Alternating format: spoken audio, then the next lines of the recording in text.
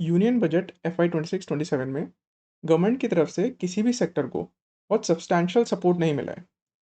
But government का एक focus है एक नैरेटिव पे, जो है localisation of storage of Indian data. और उस पे गवर्नमेंट ने एक पर्टिकुलर स्कीम अनाउंस करी है, और जिसका बेनिफिशियरी एक इंडियन डेटा सेंटर कंपनी हो सकती है। उसे ही आज हम डिस्कस करेंगे, और उसका नाम है E2E नेटवर्क्स। E2E नेटवर्क्स का बिजनेस समझने से पहले हमें ये समझना पड़ेगा कि डेटा सेंटर्स क्या होते हैं। डेटा सेंटर्स, आप एक बड़ा सीपीयू समझ लो। जैसे आपके सीपीयू में रैम होती है, स्टोरेज होती है, देन सीपीयू का चिप होती है, देन जीपीयू की चिप होती है जिसे आप ग्राफिक्स कार्ड बोलते हो। देन पावर बैकअप के लिए आपके पास यूपीएस होता है। सिमिलरली डेटा सेंटर्स के पास भी ये सारी चीज़ें होती हैं। अब डेटा सेंटर्स हम यूज़ करते हैं फॉर स्टोरेज। हम जैसे क्लाउड पे स्टोर करते हैं कुछ, तो उसके लिए डेटा सेंटर चाहिए। कुछ हमें हायर कंप्यूटिंग पावर चाहिए, जैसे आजकल एआई का बहुत दौर चल रहा है। तो एआई को क्या चाहिए, एक हायर कंप्यूटिंग पावर का एक सीपीयू चाहिए, या एक डेटा सेंटर मशीन चाहिए। तो वो आपके पर्टिकुलर लैपटॉप के जीपीयू यूज़ करके नहीं होगी, उसे हायर उसे तो फिर पावर भी रिक्वायरमेंट ज़्यादा होगी, और एक ज़्यादा कोर वाला मेमोरी चिप चाहिए, कोर वाला ग्राफिक्स कार्ड चाहिए, या फिर जीपीयू को ग्राफिक्स प्रोसेसिंग यूनिट भी बोलते हैं। तो एक ज़्यादा पावर का जीपीयू चाहिए। तो वो एक स्टोर होता है एक डेटा सेंटर में। तो आप डेटा सेंटर समझ लिए। डेटा सेंटर्स में पावर के लिए सबसे पहले तो इंफ्रास्ट्रक्चर चाहिए आपको। इंफ्रास्ट्रक्चर के लिए बिल्डिंग चाहिए या वेयर हाउस टाइप का स्ट्रक्चर चाहिए। सेकंड, फिर वहाँ पे अपने जीपीयूज को बिठाने के लिए एक रैक्स चाहिए। तो आपको वहाँ रैक्स चाहिए। तो जो भी कंपनी जो बिल्डिंग बनाती है, उसमें पावर सप्लाई करती है, उसमें कूलिंग सप्लाई करती है, उसमें रैक्स बैठाती है, उसे कहते हैं इंफ्रास्ट्रक्चर एज अ सर्विस। अब क्योंकि आप अपना इंफ्रास्ट्रक्चर एज अ सर्विस किसी कंपनी को दे रहे हो जिसके पास जीपीयू हैं, तो उसे इंफ्रास्ट्रक्चर एज अ सर्विस बोलेंगे। देन E2E नेटवर्क्स क्या करती है ना, उसके पास बहुत क्वांटिटी में ये सारे जीपीयूज हैं, हाई कंप्यूटिंग पावर वाले जीपीयूज हैं। तो वो क्या करती है, इस इंफ्रास्ट्रक्चर एज अ सर्विस वाली कंपनी को से टाई अप करती है, या फिर खुद के ये इंफ्रास्ट्रक्चर बनाती है। तो यहाँ पे फिर अपने जीपीयूज, अपने स्टोरेज डिवाइसेस, ये सब सेट करती है। अब जीपीयू सेट कर लेगी, अपना सीपीयू सेट कर लेगी, अपना स्टोरेज डिवाइस सेट कर लेगी। तो बाकी जो सारी चीज़ें ज़रूरत होती हैं, लाइक पावर, कूलिंग, मेंटेनेंस, वो सब, और इंफ्रास्ट्रक्चर, वो सब आपको वो सर्विस प्रोवाइडर दे देगा जो इंफ्रास्ट्रक्चर एज अ सर्विस आपको प्रोवाइड कर रहा है। तो यहाँ से हमने देखा कि इंफ्रास्ट्रक्चर एज अ सर्विस क्या होती है। देन जो E2E नेटवर्क्स अपने जीपीयू, सीपीयू और स्टोरेज प्रोवाइड करती है अपने कस्टमर को, उसे बोलते हैं प्लेटफॉर्म एज अ सर्विस। क्योंकि ये एक प्लेटफॉर्म प्रोवाइड कर रही है आपको, आपके सॉफ्टवेयर बिल्ड करने का, अपना एआई मॉडल ट्रेन करने का। तो ये platform as a service sell करती है।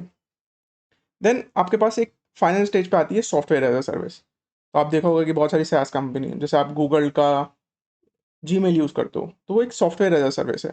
क्योंकि वो क्या करता है, अपने ही इंफ्रास्ट्रक्चर में अपने ही जीपीयू सीपीयू सेट करता है, और आपको एक सॉफ्टवेयर भी प्रोवाइड करता है जो आप अपने लैपटॉप के थ्रू एक्सेस कर सकते हो। तो हमने 3 लेयर समझ ली: infrastructure as a service, platform as a service, और सॉफ्टवेयर एज अ सर्विस। तो E2E नेटवर्क जो है ना, वो प्लेटफॉर्म एज अ सर्विस में ऑपरेट करता है। So before we go ahead, these are mandatory disclosures. Please take a moment to review these. First two are important. First says that I am a SEBI registered research analyst, and second that E2E networks is not in my personal portfolio. E2E networks के पास 3 products हैं offer करने के लिए। एक तो GPUs, second storage, and third एक CPU. CPU आपका normal task करने के काम आ सकता है, लेकिन अगर हाई लेवल की कैलकुलेशंस करनी है आपको, तो आपको जीपीयू इंस्टॉल करने पड़ेंगे। बट वो सीपीयू पे इतना ध्यान नहीं देती। E2E नेटवर्क जो है प्योरली जीपीयू पे ध्यान देती है, क्योंकि जीपीयू पे उसे जो पर आवर रेवेन्यू मिलता है वो ज़्यादा भी है, और उनका पर्टिकुलर फोकस है जीपीयू पे।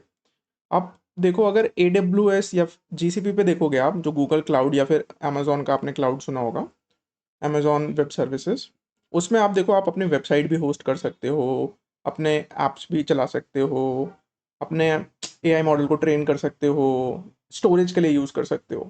तो उसके पास एक होल सूट है सारी सीपीयू, जीपीयू, स्टोरेज और वेब होस्टिंग ऐप बनाने का। लेकिन ई2ई नेटवर्क्स के पास सिर्फ जीपीयू वाला सेगमेंट है, जीपीयू एज़ अ सर्विस। अब जीपीयू से होता क्या है कि ये हेल्प करती है नए-नए स्टार्टअप्स को अपने एआई मॉडल ट्रेन करने पे उस पे।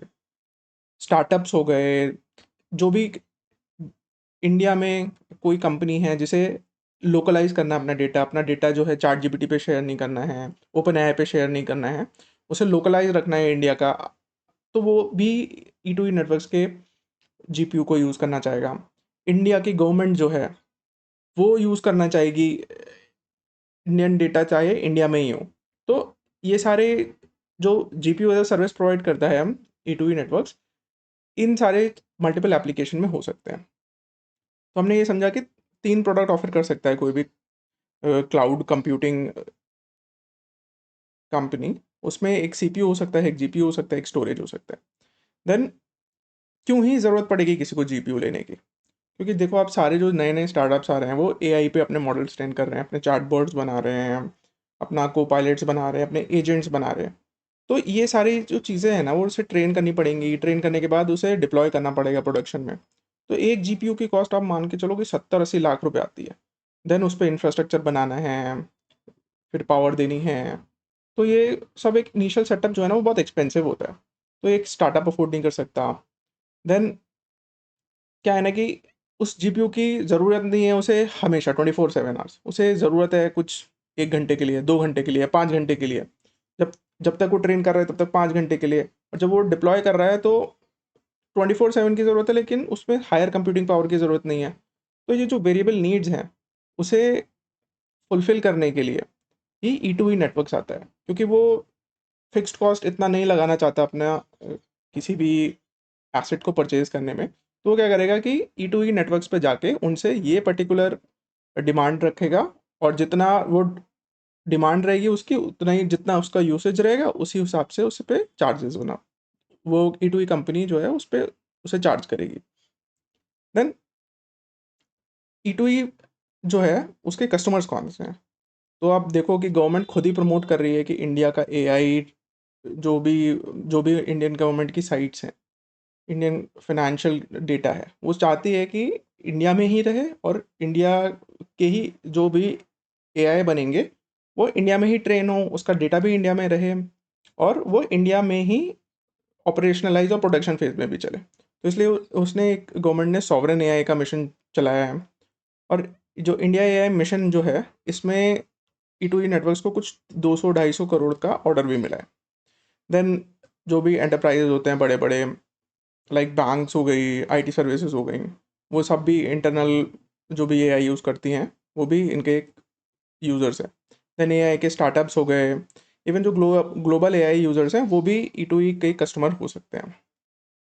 देन ई2ई जो है वो कैसे प्रोवाइड करता है अपनी सर्विसेज़? वो प्रोवाइड करता है अपनी services through TIR platform, trusted intelligent run time. एक प्लेटफ़ॉर्म है जिसे जैसे कि कोई हम लोग एडब्ल्यूएस का आपने देखा होगा इंटरफ़ेस, या फिर नॉर्मल ऐप की तरह काम करता है। उसमें 4 फंक्शंस होते हैं। एक तो स्टोरेज का होता है, देन आपको कितने जीपीयूज़ यूज़ करने हैं, अपनी रिक्वायरमेंट दो, वो होता है। एक वेक्टर होता है, जो भी आप ट्रेन कर रहे हो, उसे कोई भी डेटा है, जैसे मैंने एचआर बोला, तो एचआर के बहुत सारी चीज़ें हो सकती हैं, बट उसे एचआर का ह्यूमन रिसोर्स ही लेना है, और ह्यूमन रिसोर्स में ही उस कंपनी के कॉन्टेक्स्ट में लेना है, वो वेक्टर्स होते हैं। तो ये जो भी कंपनी होती है वो अपने वेक्टर्स ट्रेन करती हैं, वो देन अपने जो डेटा है वो उस पे डालेंगी, अपना ट्रेन करेंगी वो। तो बेसिकली उनके पास एक मोटा-मोटा इंटरफ़ेस होता है जिस पे वो अपना डेटा डाल सकती हैं, ट्रेन कर सकती हैं, और इसी प्लेटफ़ॉर्म पे ना इन्हें already open source LLM models मिल जाते हैं, जो कि हेल्प करते हैं इन्हें इनका पर्टिकुलर नीश एआई बनाने के लिए। तो और जो भी एआई मॉडल्स होते हैं वो लामा हो सकता है, मिस्ट्रल हो सकता है, ये ओपन सोर्स के हैं, मतलब आपको मिल जाएँगे ओपन सोर्स में। फिर आप उसे फिर मॉडिफ़ाई करो अपने हिसाब से, अपने डेटा पे ट्रेन करो, और फिर वहाँ से एक अपना एआई बना सकते हो आप, और प्राइवेट एंटरप्राइज़ एआई बना सकते हो इससे। देन ये सेल क्या करती है, ये सेल यही करती है, जीपीयू एज अ सर्विस। अब इसके पास जीपीयूज़ जो हैं वो एनवीडिया के जीपीयूज़ हैं, जो मतलब बहुत ही पावरफुल जीपीयूज़ हैं। उसमें H100 आप अगर जानते हो थोड़ा सा, तो H100 की चिप्स आती हैं, ब्लैकवेल की चिप्स आती हैं। ब्लैकवेल की इनकी सबसे पावरफुल चिप्स हैं, जो E2E नेटवर्क्स ने कम से कम 1000 चिप्स अभी प्रिक्योर करी हैं और अपने चेन्नई वाले डेटा सेंटर में ये वहाँ पे डिप्लॉय भी कर रहे हैं। देन पैसा कैसे बनाता है E2E? अपना जीपीयू का जितना भी यूसेज है और इनका पर आर का कुछ चार्ज है और नंबर ऑफ जीपीयूज कितना चल रहे हैं उस पे, तो रेवेन्यू जो है वो पर आर के बेसिस पे भी बनाता है। लॉन्ग टर्म कॉन्ट्रैक्ट्स करता है वो, उसके उस पे भी बनाता है, जो 24/7 जो इनके जीपीयूज यूज़ करते हैं। देन अगर किसी को ज़्यादा कंप्यूटिंग करनी है, ज़्यादा कंप्यूटिंग पावर चाहिए, तो उसके लिए ब्लैकवेल इन्होंने अभी इंट्रोड्यूस किया है, तो उसका चार्ज और भी ज़्यादा है, तो वहाँ से कमाते हैं। तो इनका मोटा मोटी ये थोड़ा बिजनेस मॉडल है कि कस्टमर्स हमने देखे, ये क्या सेल करते हैं वो देखें, किस प्लेटफॉर्म पे सेल करते हैं वो देखें, और कितना पैसा कमा सकते हैं वो देखा। तो ये हर स्टार्टअप जो है अपना एक मेट्रिक होता है, मंथली रिकरिंग रेवेन्यूज़, एमआरआर पे काम करते हैं, और उस पे हम देखेंगे इनका आगे एमआरआर क्या है और कैसे चल रहा है। ये एक बेसिक सा कंपैरिजन है between E2E networks, Amazon web services and Google cloud platform. इसमें हमें यही चीज़ पे एम्फेसिस देखना है कि E2E नेटवर्क जो है ना, वो जीपीयू एज अ सर्विस अपना मेन प्रोडक्ट सेल करती है, जबकि AWS पे आप 200 से ज़्यादा प्रोडक्ट यूज़ कर सकते हो। अब वो क्या है, कंप्यूट कर सकते हो, स्टोरेज कर सकते हो, ऐप चला सकते हो, वेब होस्टिंग कर सकते हो, ये सारी चीज़ें जो है आप AWS पे सब कुछ कर सकते हो, जबकि गूगल पे सिर्फ आप डेटा और एआई कर सकते हो। तो ये एक मेजर डिफरेंस आ जाता है E2E नेटवर्क्स, AWS और GCP पे। मान लो आप सोच रहे हो कि आप E2E को यूज़ कर ले चाहो अपनी वेब होस्टिंग के लिए, तो वो नहीं कर सकते। E2E network specifically AI models को ट्रेन करने के लिए बनाए, और उसके लिए उन्हें जीपीयू लगते हैं, और वही जीपीयू की सर्विसेज जो हैं वो सेल करते हैं। और आजकल हर कंपनी जो है अपने चैट बॉट्स, अपने को पायलट्स, अपने इंटरनल पर्पज़ के लिए यूज़ करने के लिए, अपने इंटरनल डेटा ट्रेन करने के लिए एक एआई यूज़ करती है, और जिसे जीपीयू चाहिए, तो वो इनके असली कस्टमर हैं, वो E2E नेटवर्क्स पे जाके ये सर्विस अवेल कर सकते हैं। देन इनका जो एआई प्लेटफॉर्म है वो TIR हमने देखा, जो कि प्लेटफॉर्म एज अ सर्विस है। इधर AWS में सेज मेकर रहता है, इसमें वर्टेक्स एआई रहता है। और क्या है कि E2E नेटवर्क के सारे डेटा सेंटर्स इंडिया में ही हैं, तो एक फुल्ली इंडियन कंपनी है। तो जो गवर्नमेंट का पुश है टुवर्ड्स कि हम लोगों का सारा डेटा है, लोकलाइजेशन जो है वो इंडिया में ही होना चाहिए, स्पेशली एआई पे ट्रेन जो डेटा हो रहा है वो भी इंडिया में रहना चाहिए, तो उसका एक क्लियर बेनिफिशियरी E2E नेटवर्क्स निकल के आ रहा है। आप देखोगे कि बजट के 2-3 दिन बाद से ये स्टॉक रैली भी कर रहा है।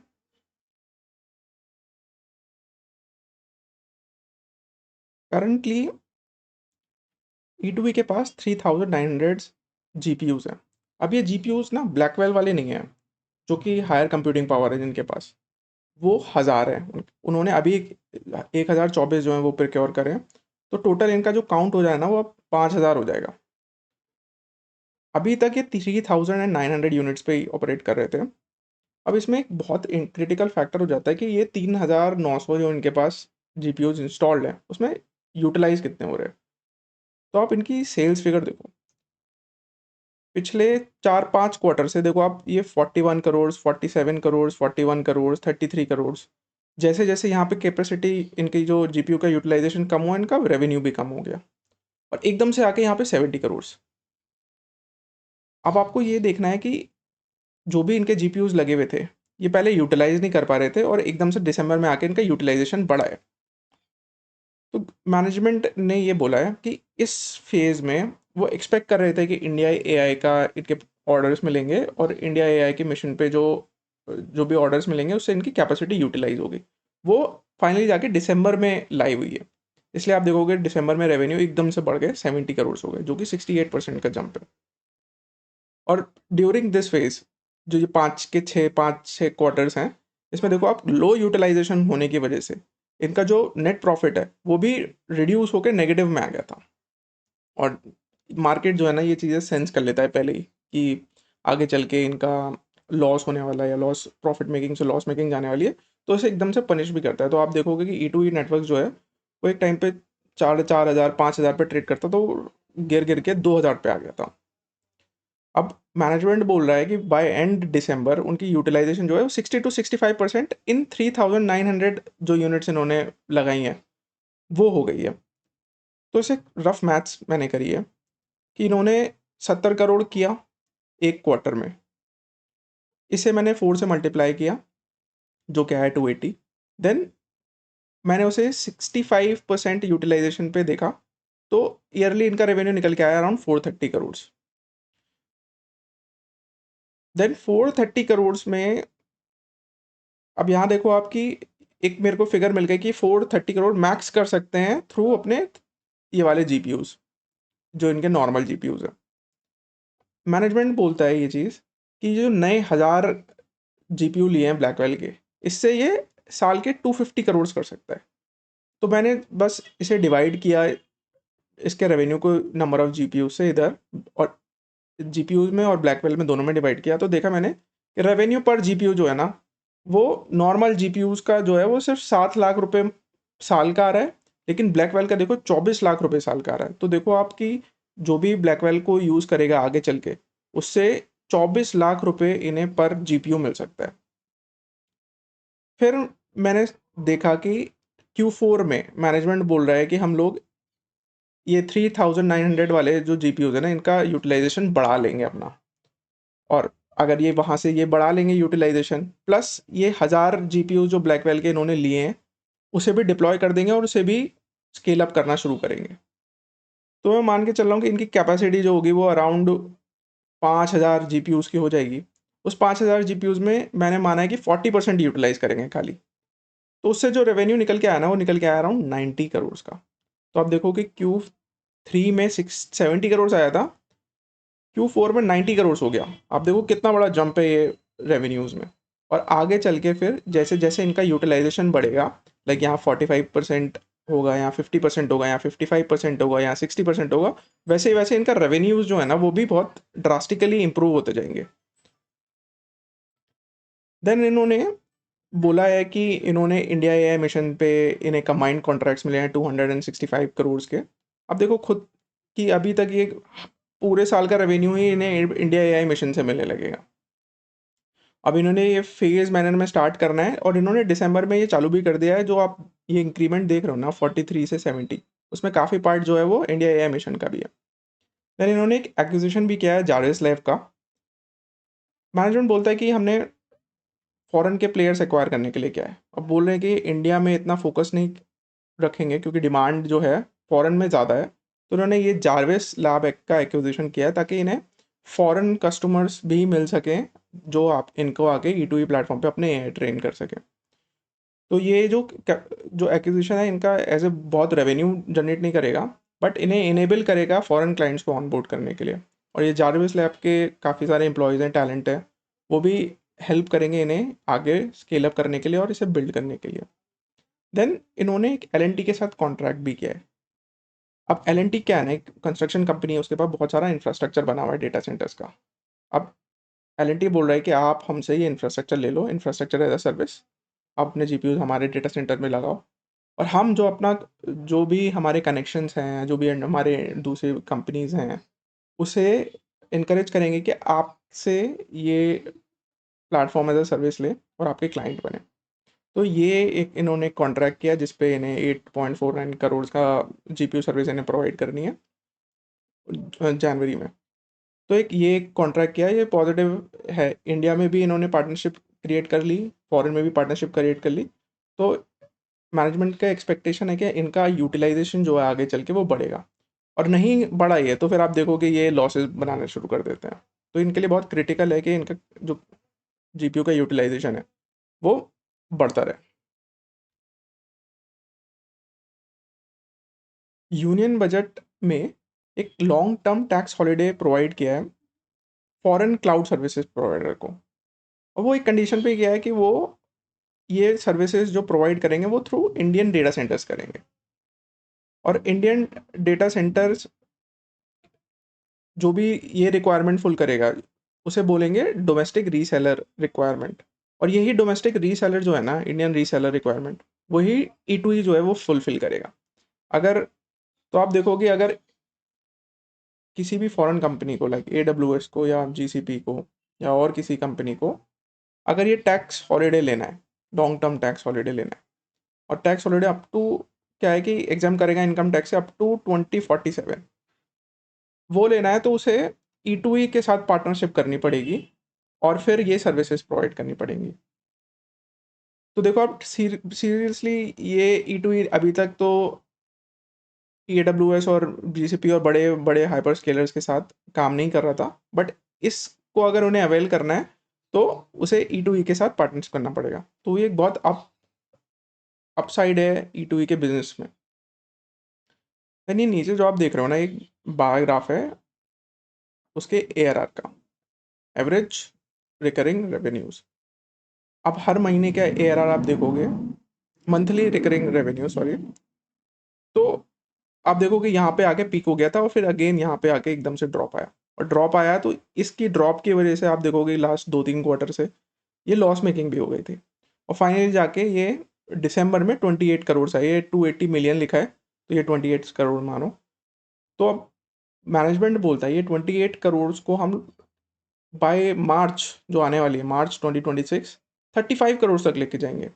अब आप अगर वो 35 करोड़ तक लेके जाएंगे तो आप सोचो, अगर उसे 12 से मल्टीप्लाई कर दोगे तो लगभग लगभग 430 आता है, जो कि मेरी कैलकुलेशन से भी आ रहा था कि 3900 GPUs को मैं अगर उसके 60% कैपेसिटी 65% कैपेसिटी यूटिलाइजेशन से डिवाइड करूँगा तो 280 करोड़ डिवाइड बाई 65%, तो वो भी 430 दे रहा था।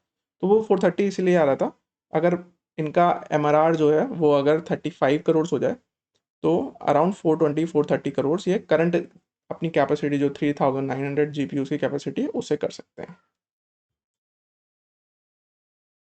ये एक रेवेन्यू फोरकास्ट किया है मैंने for FY26 and for FY27।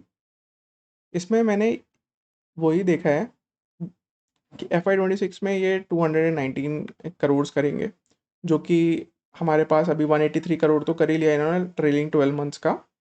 Then FY26 में बता रहे हैं कि 70 ऑड करोड़ और ऐड करेंगे, तो अराउंड 219 करोड़ का आएगा। तो ये ग्रोथ है अराउंड 34% की। बट हमने एक लास्ट स्लाइड में एक्सरसाइज करी थी जिसमें कैलकुलेट किया था इनके रेवेन्यूज़, अगर उसे सम अप कर लोगे ना तो फॉर FY27 476 करोड़ रेवेन्यूज़ आ रहे हैं, जो कि वूपिंग 117% के ग्रोथ है। अगर इससे मैं पैट कैलकुलेट करूँ ना तो लगभग लगभग FY26 में तो ये नेगेटिव पैट में क्लोज करेंगे, क्योंकि इन्होंने बहुत सारे GPUs ले लिए हैं। तो आप देखोगे GPUs लेने की वजह से एक तो फर्स्ट ऑफ ऑल इनका डिप्रिसिएशन बढ़ता है, क्योंकि इन्हें फिक्स्ड जैसे ये एसेट बनाएंगे उसे उन्हें फिर डिप्रिशिएट करना पड़ेगा ईयरली। तो आप देखो लास्ट ईयर में सिर्फ 60 करोड़ का था, इस ईयर 136 करोड़ का हो जाएगा वो। देन इनके जो, और इसी डिप्रिसिएशन की वजह से इनका जो है वो जो नेगेटिव पैट आ रहा है। नेक्स्ट ईयर इनकी यूटिलाइजेशन बढ़ जाएगी और ब्लैकवेल के भी इनके जो GPUs हैं वो डिप्लॉय हो जाएंगे, तो इसकी वजह से इन्हें डिप्रिसिएशन तो बढ़ेगा ही, 180 करोड़ हो जाएगा, बट आपका जो ऑपरेटिंग मार्जिन है वो भी बढ़ के 65% हो जाएंगे, और उससे EBITDA मेरे को 309 मिलेगा, मेरा पैट मिल जाएगा 128। तो आप यहाँ देखो, इस पैट पे आपको EPS मिल रहा है 63.97 का। एक वैल्यूएशन एक्सरसाइज भी करी है मैंने, जिसमें मैंने बुल, बेस और बियर के PE रेशियोज लिए हैं। अब ये पॉजिटिव हो गया पैट तो मैं PE रेशियो से इसे कर सकता हूँ। अभी बुल केस में डेटा सेंटर का थीम में है तो आपको बुल केस में इस पर 80 का PE मिल जाएगा। बेस केस में मान रहा हूँ कि मैं 60 का ही मिलेगा, जो 60 का अभी भी चल रहा है। लास्ट मार्च में भी इसे अराउंड 80-90 का मिल रहा था, बट अभी आप ट्रेलिंग 12 मंथ का देखोगे तो लगभग लगभग 60 का PE से मिल जाएगा। देन बियर केस में जो है मैं मान रहा हूँ कि 40 का PE मिलेगा। तो इस EPS को अगर मैं इस PE से मल्टीप्लाई करूँगा ना तो मेरे को ये फिगर्स मिलती हैं स्टॉक प्राइस की। करंटली स्टॉक प्राइस कितना चल रहा है, 2591। तो अगर इसे मैं इससे कंपेयर करूँ तो 98% की ग्रोथ है स्टॉक प्राइस में टिल FY27 के एंड तक बुल केस में। बेस केस में 48% की ग्रोथ है, जिसमें स्टॉक प्राइस 3838 चला जाना चाहिए। देन बियर केस में जो है वो 1% दिखा रहा है। तो ये एक ब्रॉडर रेंज मिल गई मुझे कि -1% से 98% के बीच में स्टॉक ट्रेड कर सकता है इन द नेक्स्ट 1.5 ईयर्स, क्योंकि एक अच्छा रिस्क रिवॉर्ड रेशियो है। आप यहाँ देखो कि ये एक चार्ट है E2E नेटवर्क्स का। बिफोर ये कैपेसिटी यूटिलाइजेशन कम होने की वजह से जो पैट नेगेटिव हुआ, उसे देखो आपकी उसका स्टॉक प्राइस कितना पैराबोलिकली मूव कर रहा था ऊपर, और आप देखोगे उसका पी भी एक्सपैंड करते जा रहा था और वो मैक्स 200 तक पहुंच गया था। देखो मार्केट थोड़ा सेंस कर लेता है आगे चल के कि इसकी कैपेसिटी गिरने वाली है, कैपेसिटी यूटिलाइजेशन। तो आप देखोगे पी भी ड्रॉप होने लगा पहले ही। तो ये सब मूव्स जो होते हैं वो पहले आते हैं। तो आप देखोगे अगर पी अगर इतना ड्रॉप हो रहा है तो स्टॉक प्राइस भी ड्रॉप होगा, और फिर आप देखो कि ये पैड जो है वो नेगेटिव चला गया और पी जो इतना ऊपर चला गया। अब नेगेटिव में तो पी आप निकाल नहीं सकते हो।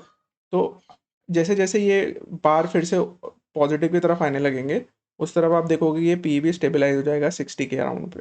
और 60 से अगर मार्केट में डेटा सेंटर्स को लेके पॉजिटिव मोमेंटम है तो आप देख सकते हो 80-100 तक भी जा सकता है पी। और बेयरिश फेज है तो फिर वो 40 तक भी जा सकता है। तो मैं एज्यूम कर रहा हूँ कि 60 मिलेगा, तो 60 पे आपको अराउंड 48 to 50% तक का स्टिल जंप मिल सकता है स्टॉक प्राइस में इन द नेक्स्ट 1 to 1.5 ईयर्स। अभी थोड़ा रिस्क और उसके एंटीथेसिस डिस्कस करते हैं। हमने देखा था कि इनकी सबसे इंपॉर्टेंट फैक्टर जो है आगे रेवेन्यूज आने का, वो है कि capacity utilization month on month, quarter on quarter बढ़ती रहनी चाहिए। अब इन्होंने इतने सारे जीपीयूज तो ले लिए हैं, मान लो कैपेसिटी यूटिलाइजेशन अभी और कम हो जाए, तो और कम हो जाएगी तो इनका डेप्रिसिएशन फिक्स्ड कॉस्ट तो इनके वैसे ही ऑलरेडी बहुत है। तो क्या होगा कि फिर से पैट नेगेटिव आने लगेगा और फिर आउटलुक इस कंपनी का बहुत अच्छा नहीं रह जाता।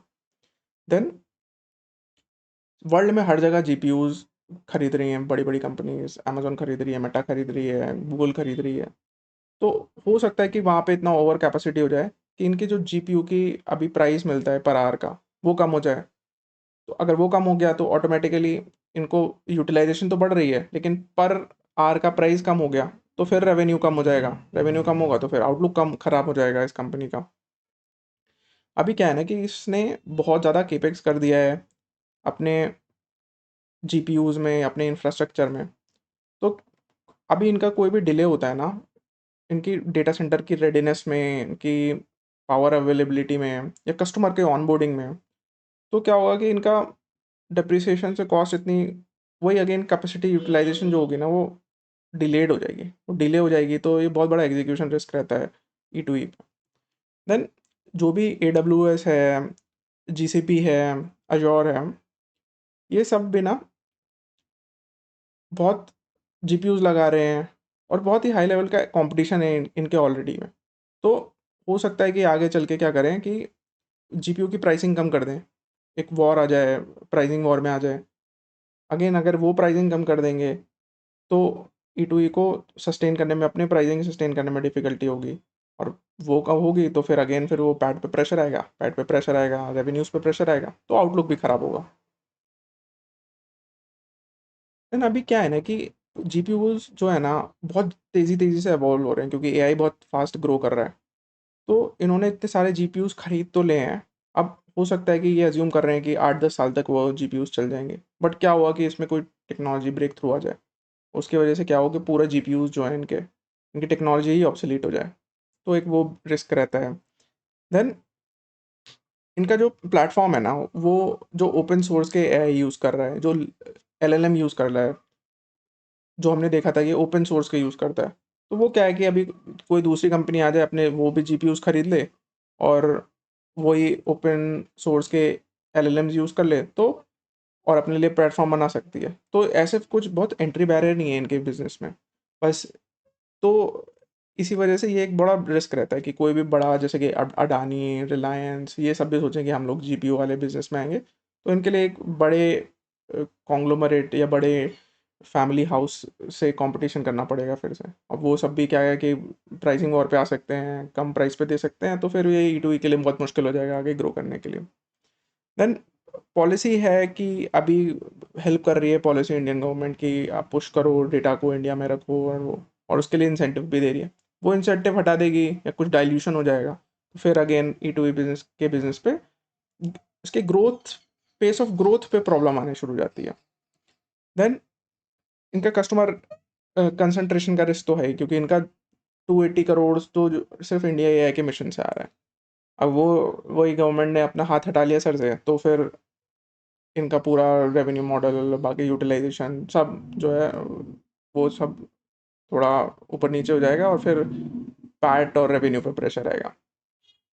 अभी क्या है ना कि सारी डेटा सेंटर्स वाली कंपनी को मार्केट जो है ऐसे ही वैल्यू कर रहा है कि इनका कैपेसिटी यूटिलाइजेशन आगे बढ़ जाएगा, उसी बेसिस पे वैल्यू कर रहा है। तो वो अभी ही पहले ही रिचली वैल्यूड है। अब इस रिचली वैल्यूड पे अगर कोई भी यहाँ पे ट्रबल आता है ना, तो स्टॉक को जो है ना बहुत जल्दी करेक्ट होने का एक रिस्क रहता है। अब वो हमने देखा भी था कि 5,000 पे जाके एकदम से 2,000 पे आ गया। तो एक ये बहुत जल्दी जो है कोई भी प्रॉब्लम में फंसती है कंपनी, तुरंत बहुत ज़्यादा शार्प करेक्शन आता है। तो वो आपको रिस्क रिवॉर्ड देख के चलना पड़ेगा कि इस कंपनी में इतना रिवॉर्ड है कि मैं उसमें इन्वेस्ट करूं, और अगर कोई शार्प करेक्शन आ जाता है 20% का, 30% का, तो मैं उसे कैसे हैंडल करूँगा। तो ये मोटे मोटे कुछ एंटीथेसिस और रिस्क हैं। These are finally disclaimers, you can have a look at them. ये मेरी वेबसाइट है एंड ये मेरे स्मॉल केसेस हैं, you can go and check them out. And my channel is fairly new, I would request all of you to please like, share and subscribe. And अगर आपको कोई doubt है तो आप वो मुझे कमेंट सेक्शन में पूछ सकते हो, I will reply to that, and I will see you guys in the next video.